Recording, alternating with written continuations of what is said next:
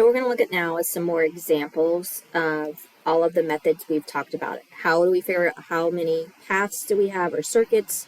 How many do we figure out nearest neighbor versus brute force? So you're going to want to use these. I will suggest that you stop, try to work them through, and then re-listen to it. So I would suggest going ahead and trying to do number 1 and number 2, and then unpause it and listen to my explanation. So looking at number 1 here, Rita lives in Sumter, South Carolina, and wants to visit the following South Carolina cities. She wants to visit Anderson, Charleston, Columbia, Florence, Greenville, Rock Hill, and Spartanburg. How many ways can she visit each of these cities and return to her home? So we are going to be looking at here, first question you need to ask yourself is how many vertices do we have? And that's a common mistake is to say, looking at this problem, you look at the list and you go Anderson, Charleston, Columbia, Florence, Greenville, Rock Hill, and Spartanburg. So 1, 2, 3, 4, 5, 6, 7. But you've got to be careful because the hometown has to be included as well. Please be careful. It might be listed amongst the cities and it may not. So always double check that you have different ones when you're talking about your cities, including the hometown. So we have 8 vertices, including hometown. So that means we have a total of 8 minus 1 factorial, which is 7 factorial, which is 5,040 total ways. If we want unique ways, remember we divide it by 2. So we're going to take that 5,040, divide it by 2, which gives me 2,520 unique ways. All I did there for the 7 factorial was put it in my calculator, use that factorial button to figure out that answer. So they most likely, again, I've told you that in this textbook, they want unique ways that we're dealing with because we're not actually listing out the memberships. Going to number 2, Dale's a milk truck driver in eastern Iowa. He starts at the processing plant and picks up milk at 10 different farms. How many ways can Dale visit each farm and return to the processing plant? So this is again where you've got to be careful. He's visiting 10 farms, but he is starting at the processing plant. So that means that we actually have 11 locations, including the home base of the processing plant. So 11 vertices. So total ways, we would have 11 minus 1 factorial. That's 10 factorial on your calculator. That will give you 3,628,820 ways.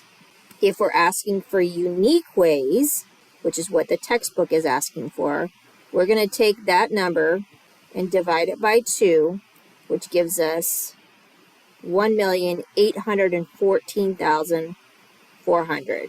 Real quick, just to show you what I did on my calculator, I did 10 factorial, then I divided it by 2. That's it. But if you think about this, that's a pretty big number for how many different ways.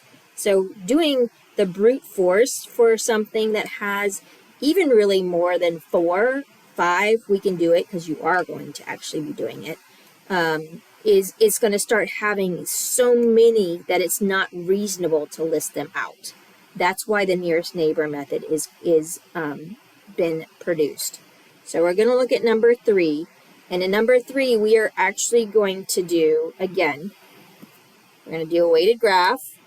It's complete. We are going to do brute force to figure out the absolute case on this one. Then we'll go to some problems later on. We'll also do the nearest neighbor method. So when you're doing your lab, just the same as doing your this problem, I know it asks for the weighted graph, but the first thing I want you to do is make a chart out. So this chart is going to say to you, again, list them out based on what they've given you. So we already know that there's nothing going to be on the diagonal. So I actually, when I'm doing something like this, y'all are going to find the costs. But in here, we're going to go Shreveport to Barrow, which is $855. So I'm going to do my first column, completely. Shreveport to Tucson, which is 803, and then to Rochester, which is 113. So I've just done those first 3. Now I'm going to go to the next group, which is Barrow, Tucson, which is 393. Barrow to Rochester is 337. And then my last piece is going to be the 841. Double check that you've listed those correct. She lives here. This is home base. So that's why I listed that first. So this is going to match. That first column is going to match the first row because they're just traveling in opposite order.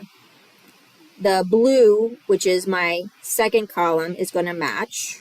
I put my units in this drawing with the dollars, but you could list it out in your definition, in your title for this chart. And then my last one would be 841. So we're going to draw our our weighted graph, which we have in this case. Notice we have, I'll use a different color. 1, 2, 3, 4. As long as I'm not putting it in here just for time reasons, but you would need to make sure that you have a title on the chart, a title on the weighted graph.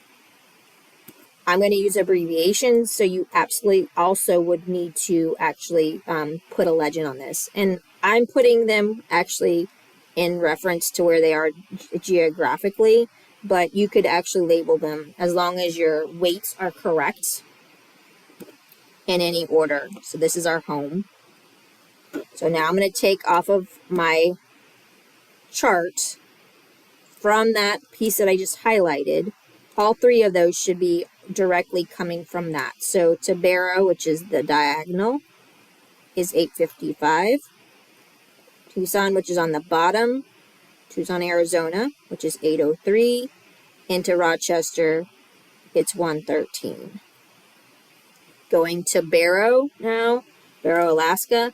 The other 2 pieces I have coming off of there, I should have 393 going to Arizona, and I should have 337 going across to Rochester. And my last one that I have left that I haven't labeled is the Arizona to New York, which is the 841. So you would need to, and I'm not doing it here for space reasons, you would need a title. You would need to make sure that you have a legend. If you're abbreviating, you need to have what your units are. What is actually in this? Now we're going to go to B, which says, give me the brute force. So reminder, brute force, we have n minus 1 factorial total ways that she could travel. In this case, we already said that we have 1, 2, 3, 4 vertices. So 4 minus 1 factorial, that's 3 factorial. So there are actually 6 total paths. They're really circuits. We also, though, know there are really 3 unique. But if you're doing this by hand, you don't know when you start off if they're unique or not. So I'm going to show you 2 different ways that you could approach this to know that you're getting the correct order. I'm going to start with a tree diagram over here just because I think sometimes it's easier to visualize this piece. So we're starting at Shreveport. She can go to 3 different places. She can go to Alaska, she can go to our Arizona, and she can go to Rochester, New York. But remember, we're only going each vertex. So this top one, we can't repeat. So this would either be going to Tucson or Rochester. This one would be going either, because this one would go across, would be Barrow or Rochester. This here would be Barrow or Tucson. Again, we would include every single vertex. So on this top one, we've used S, B, T. We need R. This one I need T, so you should notice that those flip-flopped. Same thing here. This would be R or B, because if you trace it, you should only have each vertex once. Same thing here. This would be T and B. Lastly, because you have to end up back at your home base, this would be a tree representation, which some of you that helps to visualize the pathways. So notice we have 1, 2, 3, 4, 5, 6 different ways that we could travel, but there will be pairs of these that will repeat. So I'm going to come over here. That's one way to do it. But like I said, you actually could have said, okay, I know I can go S, and I'm just going to list them in different orders every year just to kind of show you that there's different representations. And it doesn't matter the order you list them in. But if I go S to T, you know you have 2 options left. So I have 2 of them. So that is going to take me either to Barrow or Rochester. That's going to take me Rochester or Barrow, and we end up back at S. So that's 2 options going S to T. Then I can go, all right, let's go S to R. Again, I'm arbitrarily doing this. You may do it in a different order. If you did it with the way that I did my tree, it would have been SB first. So now, again, I have a choice. If I've done SR, I have a choice of either going to T or B. That means, again, they flip-flop, and they end up back at Shreveport. And the one that I actually list first in my tree over there was going from S to B.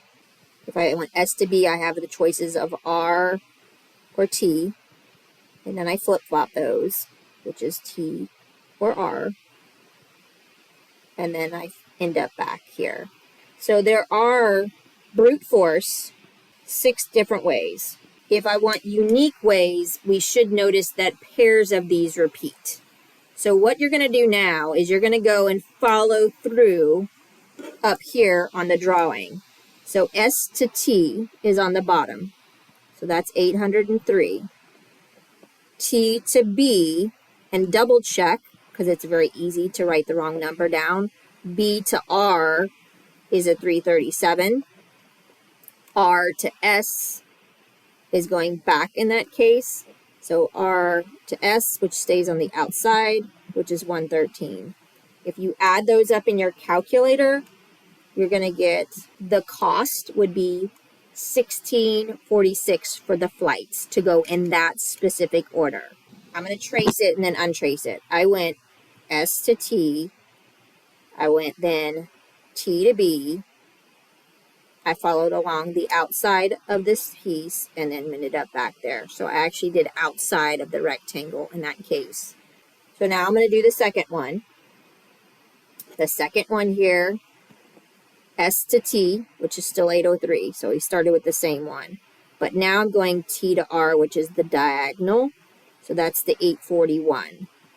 Once I'm at Rochester, I look at my order. I'm going to B, which is 337.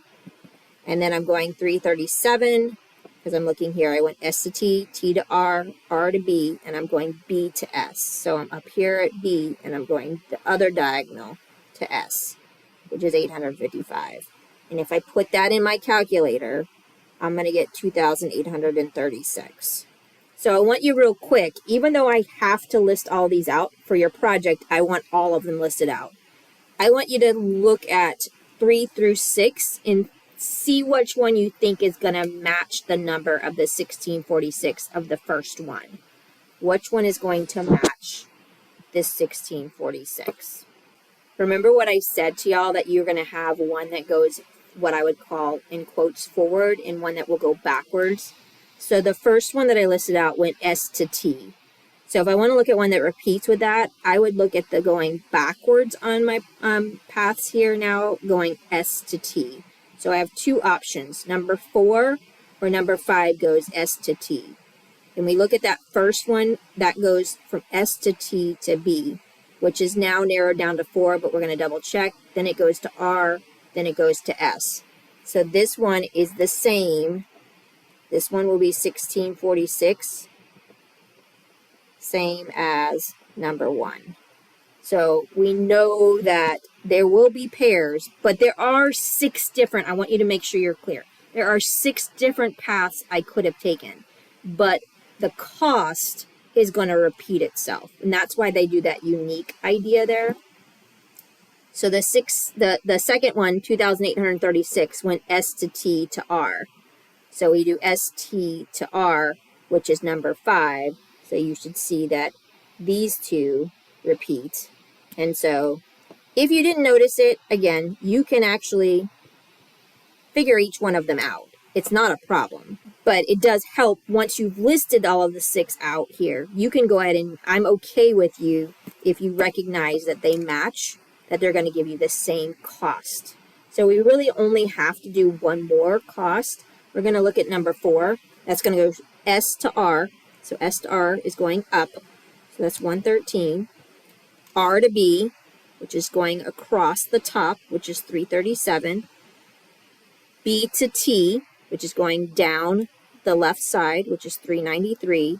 And then the bottom. So we basically went back on the outside skirts for the whole piece. If we add those up, we will get that one is a total of 2,202. That will match the bottom one if I double check that it goes in the opposite order. So this is the same as number 4. So you'll notice that I have this one that repeats. So if I were to look at this and say brute force, which one is the best? Which one is the best for that piece is looking for the lowest cost. So my lowest cost is a 1646. So again, there really are 2 different paths that give you that amount. And that's really important for y'all to recognize. It actually is S to T to B to R to S. And it's S to R to B to T to S. Both of those give you the minimum cost to fly of 1,646. So I do expect to see that repetition in your project. That's really important.